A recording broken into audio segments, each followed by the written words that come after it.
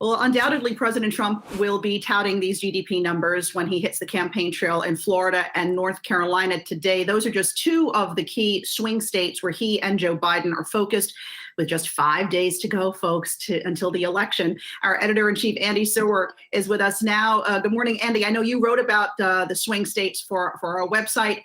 The two candidates spending a lot of time there, particularly in the state of Pennsylvania. How important are these battleground states this election, compared to past? Yeah, I mean, it's really the whole enchilada. And you have the six swing states. Try saying that in the morning. With the two that you mentioned in the South, Florida and North Carolina, and then the Midwestern ones, Wisconsin and Michigan, and then Pennsylvania, as you mentioned, and Arizona. Some people have other combinations, but to me, those are the most important six. And those are really up in the air. Pennsylvania is probably the most important. And I urge people, when they look at the national polls, basically to just throw those out of the window. They don't really mean anything.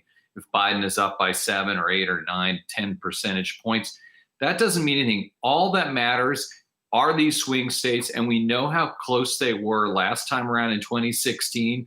They're definitely as close this time around. And again, I don't really care what the polls say. It's unclear exactly how they're going to go, and you're going to see the candidates spending the bulk of their time in those states between now and Tuesday. Andy, we have the S&P 500 is now down 7% from its recent high. Volatility is back in the markets. Do you think that market volatility will sway voters' minds in some of these states?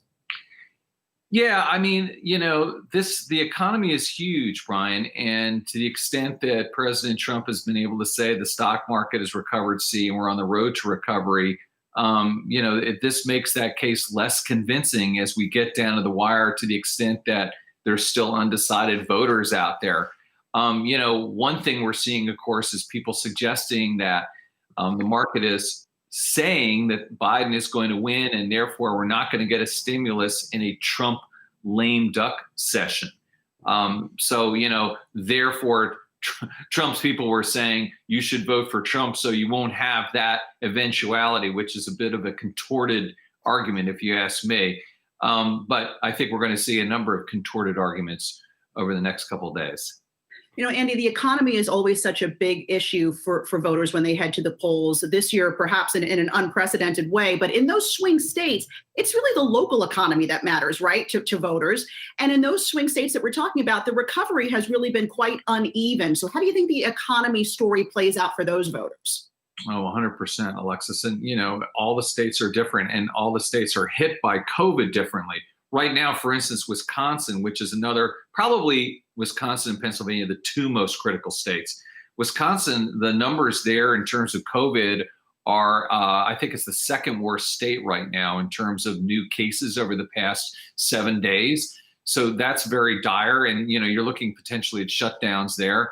Michigan, of course, you've got the auto industry, and then you've got the controversy with Governor Whitmer there as well. Pennsylvania has been uneven.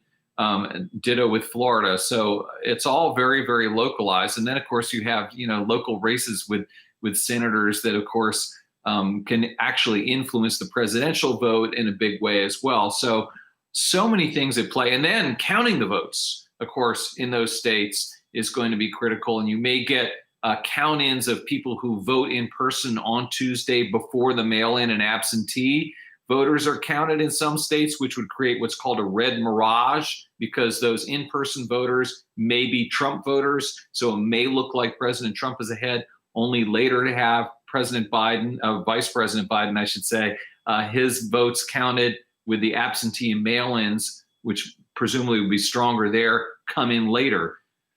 So buckle your seatbelts on Tuesday night and Wednesday morning and probably the rest of the week, Alexa.